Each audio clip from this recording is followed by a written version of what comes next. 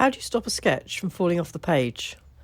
Well, last week I didn't, because as you can see, this is exactly what happened. It's something I've been asked a few times. Maybe I'm not the best person to ask. To be honest, I'm not that disappointed with the overall sketch.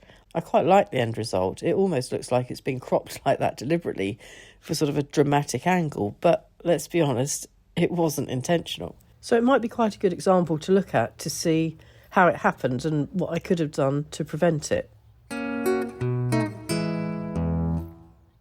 So the first suggestion is a pretty obvious one, really. Start small. But that's easier said than done. I did actually measure this roughly with my fingers, and clearly that didn't help. Maybe I started higher up the page, I don't know. So let's rephrase that slightly. Start smaller than you think you need to. And make sure you're low enough down the page. You could go one step further with the measuring process than just using your fingers and use a viewfinder with a grid. Or you could take a photograph on your phone and use a grid app. There's a free one for iOS. I'm not sure what the equivalent is on an Android phone, so if somebody knows, please do put it in the comments. When I was drawing this, I was actually focusing on the perspective quite a bit and trying to get those roof lines all going down to the vanishing point. So another thing I could have tried was putting in some pencil lines that fan out from the vanishing point. This would have helped with perspective and getting the scale and proportion right. Let me explain that a bit better in a bit more detail. So here's a photograph of the scene that I was sketching. And first of all, let's work out where our vanishing point is. I was sitting down on a stool, so my head was probably sort of about this height. If we want to find it more accurately, we can just continue these lines down that are on the same parallel plane. So the top of this roof, for example, the bottom of the roof, and where they meet is our vanishing point. So that puts our horizon line or eye level about there. So my first decision might be where to put my eye level on the page. So I've put it somewhere in the bottom third, and I'm going to put my vanishing point over here, and then I'm just going to fan out some lines from the vanishing point. Of course, this might not be something you want to do in your sketchbook every time, but it's something that I've found that practicing at home has helped when I've been out on location without actually needing to draw the lines in. Now, the way I was taught was to start with the closest corner to you, which is this line here. Obviously, it starts below our eye level, and then when we're judging the height of it, if we measure it with our fingers, and we can see that it's a little over half of the total height. So we want to make sure we don't go any higher up than half the page, obviously.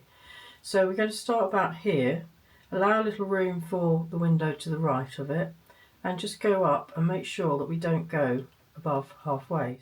I'll put my first vertical line in, and now here we've got some windows and the bottoms of them pretty much on our eye level line, which makes sense because I was sitting on a stool, so my head would have been at about that height. So leave a space for that bit of wall there, and then we put in the bottom of the first window, leave a gap. There is another wall in between these windows, but I'm not going into great fine detail. This is just to sort of show you the method. So slightly foreshortened, they obviously look like they're getting narrower as they recede away from you, and another one there. And then we've got our next vertical, and we've now got that part of the wall in. Obviously we can put the tops of our arches in. It's very, very rough, but hopefully you get the idea. Then I measure with my fingers roughly where the top of the roof is, and then draw the roof line in, again fanning out from the vanishing point. And that would be the top of that roof. Comes down to here. So I just work my way along from right to left, putting in all of the horizontal lines that are on the same parallel plane, using things like windows to judge the length of the lines, or the width if you like. So by doing it this way, I have managed to fit it all on the page, unlike when I was sitting on location. And now I can just go over the lines of the building in black ink, and then rub out all of those pencil lines fanning out from the vanishing point. And even if I hadn't drawn in all of those perspective guidelines, starting on the right hand side might have been a better option here, because it is, a higher point. I could still have fallen off the page horizontally and run out of room, but at least if I'd started there, I wouldn't have lost the tower of the church. And the main reason I didn't start there is probably habit. Because I'm right-handed, I tend to start on the left-hand side because you can see what you're doing more easily, your hand doesn't get in the way, and you're less likely to smudge if you're using an ink pen. But in this case, I might have been better off starting on the right-hand side and just being a little bit extra careful that I didn't smudge everything. I usually use A5 travel journals. I'll put a link in the description to the sketchbooks that I actually use. But I did try upsizing and using A4 sketch pads, and I found that I just drew even bigger. But I found a quick rough and ready solution to this, and I actually just draw an outline in very light pencil around my A5 sketchbook on the page and try to keep within that boundary.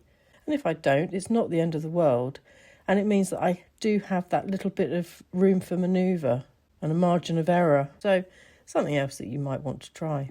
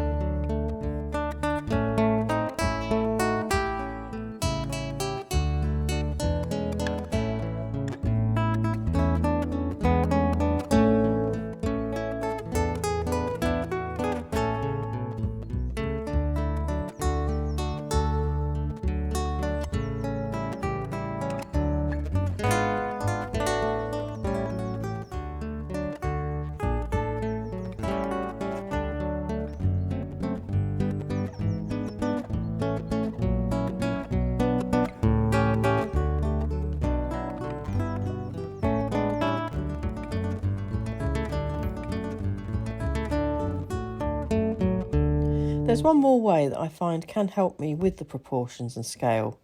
It's nothing particularly groundbreaking, it's something that a lot of watercolour artists do anyway, but it is the complete opposite to the way that I normally work, and that is to put the colour on first and then the ink on later.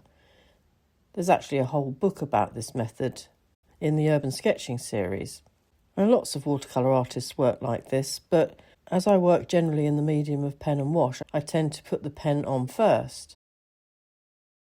So I've given it a try a couple of times, and I've found that there are pros and cons. So next time I do it this way round, I'll make a short video and go over some of those. But if you work this way, let me know in the comments how you get on with it.